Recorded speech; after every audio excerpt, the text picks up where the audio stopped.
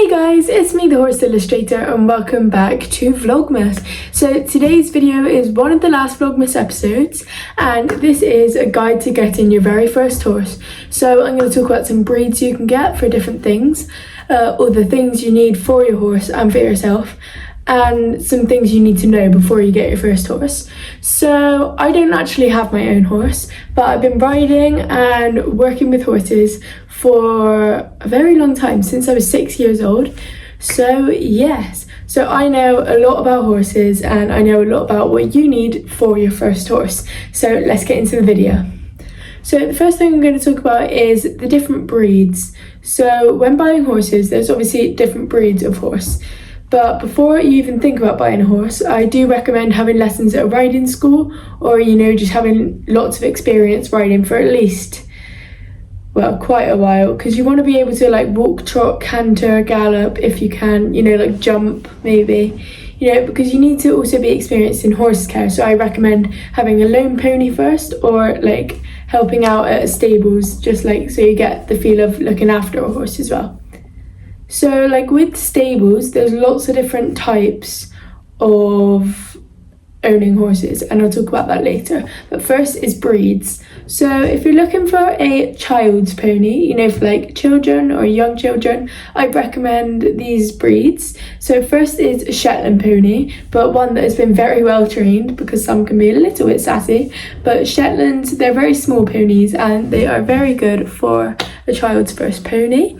And then also Welsh ponies, just Welshies of all types. They're very popular kids ponies, but they can have a bit of energy in them here and there, but they are very, very good.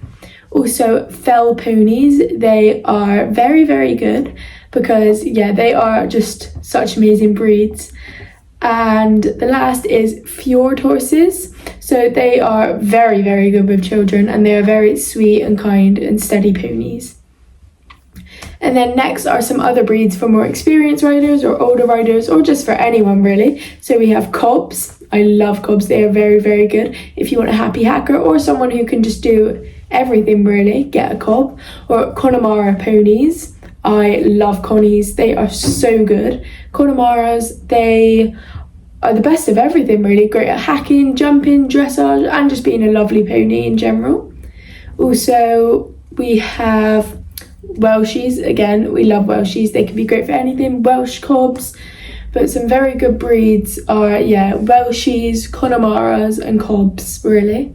So there are lots of hot-headed breeds and, warm bloods, thoroughbreds, that kind of stuff. And I wouldn't really recommend getting one of them as your first horse, just because that is a lot to take on and a lot to handle. And for your first horse, you kind of want something to sort of ease you into it a bit more. Okay guys, so next I'll be talking about all the things that you need for your first horse. So I've got it all written down in my notebook here.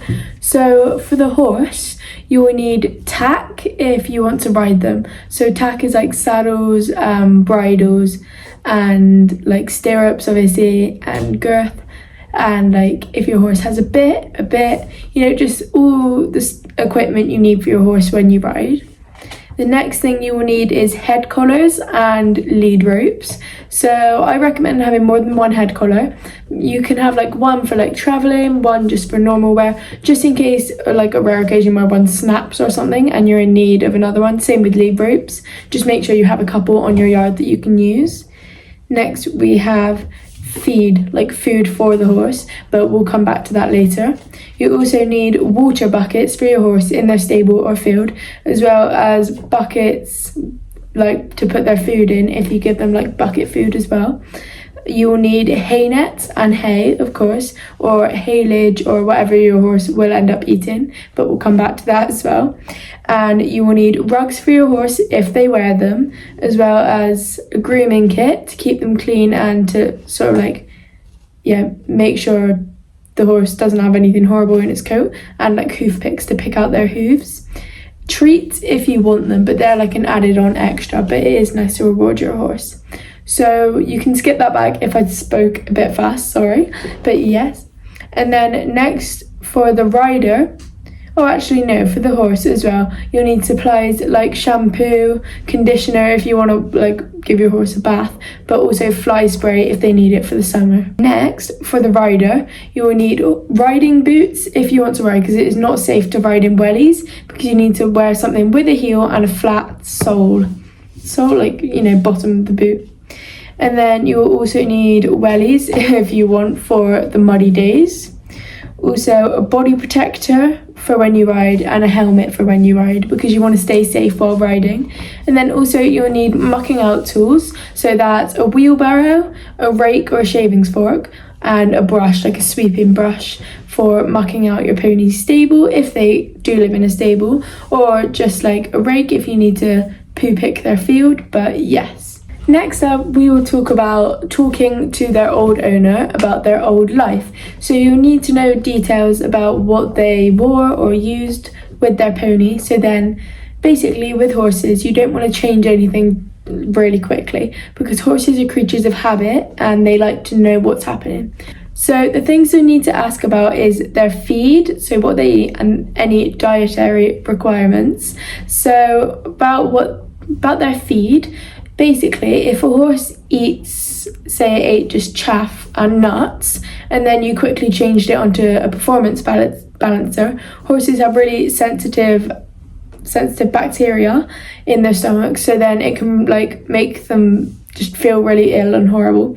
So you don't want to change your horse's feed too quickly. So ask what they used to eat, and if you want to change it very, very slowly and gradually over a few weeks, change it. And then dietary requirements, if a pony might be prone to laminitis, you don't want them to have too much sugar, so that sort of stuff. Next, you'll need to talk about when they last saw the farrier and the dentist, and the vet, of course. So, you know, if they're up to vaccinations, or, you know, when their hooves need to be done and when their teeth need to be done, because that is very important.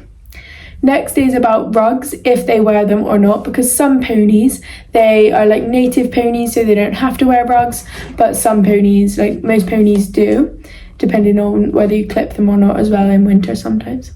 And then also you need to ask whether they stay in a stable or if they only go in the field, because most ponies, they go in stable and field, but some ponies just live out in a field, so you need to ask about that as well. And then lastly, about what you need to ask is about their tack. So if the pony is ridden, you need to ask about what bit they used to wear, if they do wear a bit, and so then you don't want to change anything. Or if you do change it, do it very slowly as well, because everything's different for horses, because yeah, they're going to a new home and they have a lot going on, so you don't want to change anything too quickly. Also, with a lot of the things that you need to get, I forgot to say, some you might need to ask the owner about their size, or wait until you get the pony so you know their size. So with like head collars and saddle pads and stuff, they're all different sizes and you need to know your pony's size.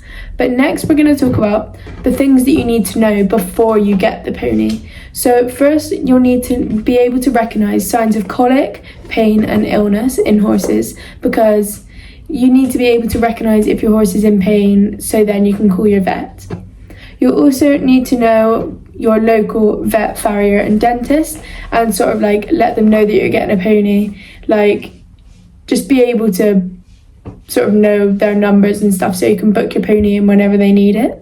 So that's the kind of things you need to know before you get the pony. And next we're going to talk about livery, or where you keep your horse. So all horses need time in the field as well as in their stable if they have one, unless of reasons like box rest or injury reasons. But horses really need to go in the field. So if you're looking for stables to keep your horse at, make sure that they have land that you can keep the horse on as well, because just a horse being in a stable is so bad for them to be in there all of the time, because they need time to go and be a horse, go and stretch out their legs and go for a gallop around a field if they want it. So yeah, horses need to go in the field as well. But yes, so with livery, there's lots of different types, or in different countries you might call it board, or you know, like just where you keep your horse at stables. If you have your own yard, I think that's called DIY, or I'll try and say like barn or stables, because in the UK a lot of the time we call it stables a yard, but obviously Americans or like other countries, I know in America like barn is mainly what you call it, I don't know, but yeah, if I say yard, just know I mean stables. But yes, if you have your own stables, I think that's called DIY in the UK or something like that. But that is where you keep your horse at your stables and it's like just your horse there. So that can be a good option if you have land for your horse, but it's also good for your horse to have friends. And then there's also full livery, which is where you keep the horse at somebody else's yard or stables and they look after it for you and you just have to ride, which personally I wouldn't do because I really enjoy the care of the horse as well. But that is always a bit more expensive, full livery.